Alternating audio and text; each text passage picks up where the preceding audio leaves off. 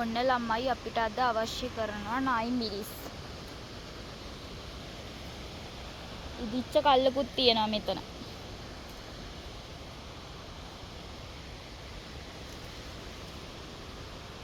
ඔන්න මම නයි මිරිස් කඩා ගත්තා.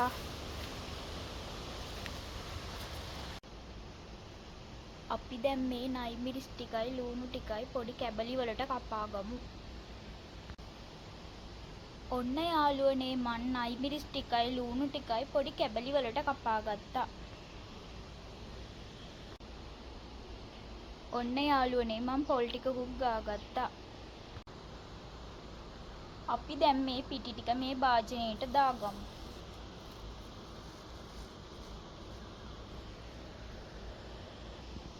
ඔන්න යාළුවනේ මම මේ භාජනයට පිටි ටික දාගත්තා.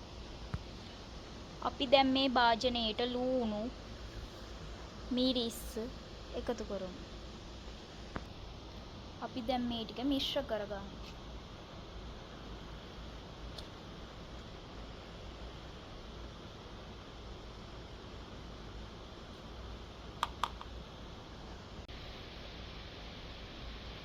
අපි දැන් ලුණු ටිකකුත් එකතු කරගමු.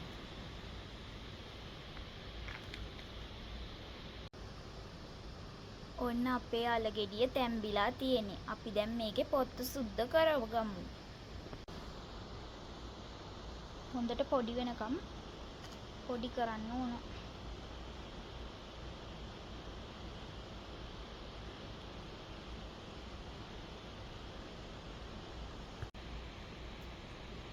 ඔන්න යාළුවනේ අපි ඩෝ එක අනාගෙන ඉවරයි.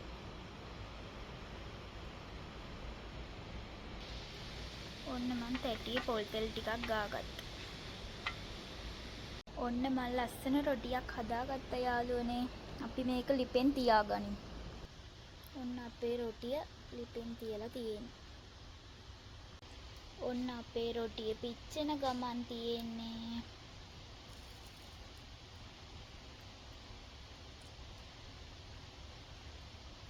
ලූණු කෑලි මිරිස් කෑලි එහෙම හොඳට පේන්න තියෙනවා නේ.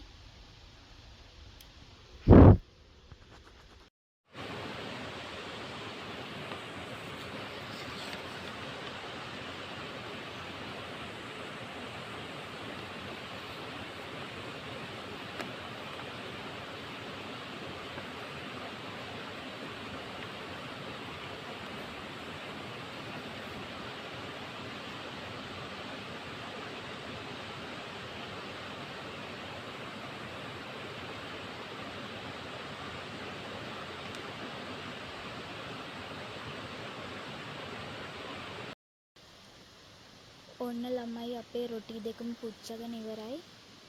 දැන් කෑල්ලක් කාලා බලමු රහයිද කියලා.